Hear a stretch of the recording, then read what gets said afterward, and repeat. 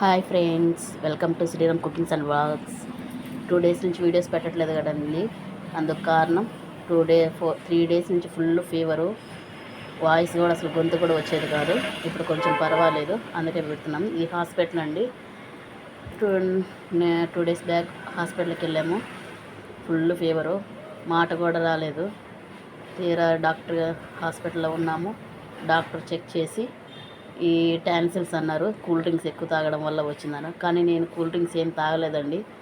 Sunday night 11కి మజ్జిగ తాగాను, cooling ఉండే మజ్జిగ తాగాను, అంతే అండి. దాంతో ఇంకా స్టార్ట్ అయింది నాకు 4-5 డేస్ నుంచి జ్వరము, గొంతు నొప్పి. ఇప్పుడైతే హాస్పిటల్కి వచ్చేసి ఇంకా మందులు తీసేసుకొని చూపించేసుకొని బస్సు కూడా ఎక్కేసామండి. ఇంకా ఇంటికి వెళ్ళేటప్పుడు కర్రీస్ తీసుకెళ్ళిపోయి తినేసి చూడండి, మళ్ళీ 4 కల్లా షాప్కి